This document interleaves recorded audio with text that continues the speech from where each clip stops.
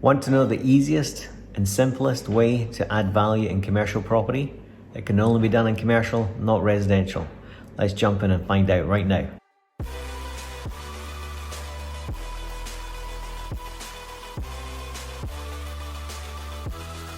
So the first part of the three areas to add value, there's more areas, but three principal areas are lease work. And really the goal here is to extend the term. Hopefully the number one goal is to create a new lease. Hopefully, fingers crossed. Our plan is to extinguish the old lease, replace it with a new lease. And the second, obviously biggest hurdle is to get zero breaks, to try and get a minimum of a 10-year term, zero breaks, and baked in uplifts on the rent review. Now, that's your kind of main three goals. If you can also get an increase in the rent, that obviously to do that, you need comparables. And to get comparables, you would really want to meet your commercial property agent, your local commercial property agent or valuer or rent review specialist. Now, that's one of the chaps that you need to create a relationship with. So the quicker you meet a local commercial property agent, valuer or rent review specialist, the better. Now, commercial property agents are really the deal doers, and they're probably versed in valuation as well. Most of them come up from a commercial surveyor RIC standpoint to be taught in the valuation methods and rent reviews, and then they kind of dive off into their specialist subject that they like best, they enjoy, and they become naturally good at. But creating and establishing a relationship with one of those and having somebody that has their ear to the ground is really, really important. Because if you're trying to increase, say, create a new lease and increase the rent slightly, then you would need comparables in the same area, in the same type of shop, to give to the tenant to show them that rents are going up 20%, and we're quite happy with a 10% increase. And that'd be a great deal if you're getting a brand new lease and going from maybe 18 months, 24 months to 10 years. That would be great. And within there, you'd want to bake in the uplifts. Every rent review, I've got some rent reviews that are baked in for, there's a minimum uplift every 5 years. There's some that we calculated each year what the uplift's going to be. So in year 1, 2, 3, 4, the uplift, we know exactly what it's going to be, and it's all activated on year 5. Now, why that is good is it gives a lot of security, peace of mind to yourself, the tenant, and the bank, which is great, really, really good. Plus, it negates the having to go to potential arbitration to agree new rents. Yeah, so you've got your own fee. The tenant has their own agent representing them, and if they can't agree, then it goes to arbitration that end up costing somebody, whoever loses. Yeah. So it's a really good way to prevent all that kind of stuff and, bake in guaranteed uplifts, which means guaranteed uplifts means guaranteed increases in value, which is another great thing. Yeah. So you're increasing in value.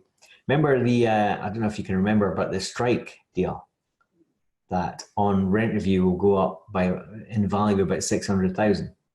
And that's kind of in the region of 120K per year in value based on the baked in uplifts on the rent. Yeah. And annualizing that would mean that every month that's going up by 10 grand a month, which is pretty cool without me doing anything, because they're all baked into the lease. Yeah. The increases are baked into the lease, and the tenants there are pretty strong. So we know our yield that we're getting, or our cap rate. Yeah. And we'll go into cap rates, yields next week when we talk about evaluating, but because some people get hung up on that, and it's really, really simple. It's so simple, it's ridiculous. Actually, when it hits you, you'll be like, oh, what? Why didn't you tell me that sooner? It really is simple. So, the first, game plan on lease work is to extend the lease, zero breaks, and baked in uplifts. And why we want to do that is because it creates incredible amounts of additional cash flow and capital without any cost at all. Yes, you have your legal costs, but in a nutshell, there's not much. There's no commercial conversions. There's no refurbishment. There's no strip outs. It's a really easy way to increase a lot of value pretty quickly. It also creates a lot of de-gearing, which creates a very safely geared investment, which banks love.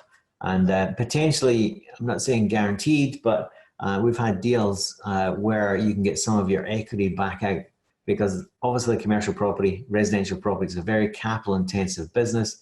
And if you're buying good assets anyway, and getting some of that money back out is really, really important to go towards the next deal.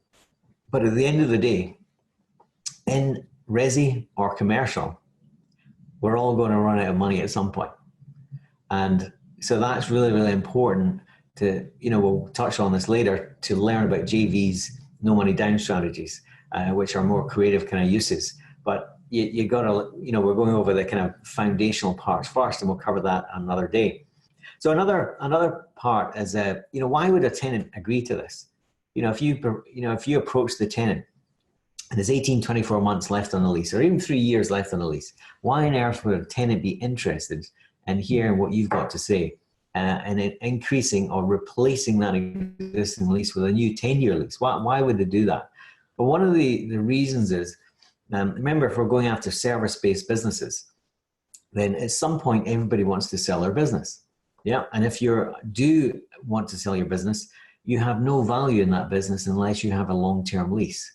So that in itself, creating a long-term lease is giving them value, or value that they can actually crystallize and liquidate if they choose to do so. So if they have an 18-month lease, it's not worth anything. They can never sell that business.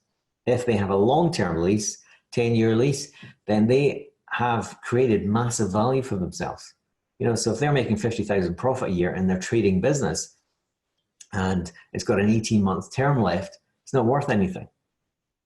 But if they've got a 50,000 pounds a year profit, and they've got 10-year lease, then that's something that's actually sellable.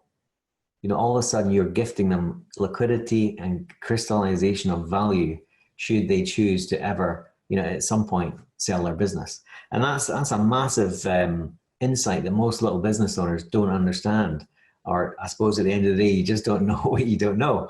So it's almost like a gift you're giving them. And you see a lot of light bulbs, eyes opening up when you tell them this. You can also we always offer to pay the tenants legal fees, so that they don't have any downside at all whatsoever.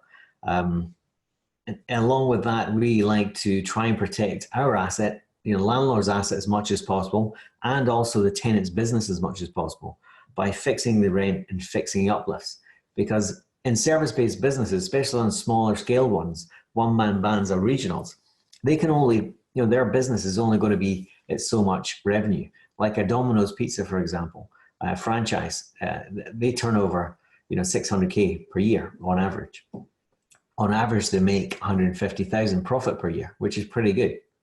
Now, if you imagine, a 50K rent's not going to go down too well with the Domino's, because it's a third of their profit away. And they usually, what do they go for? On average, a Domino's is selling for 500K just now.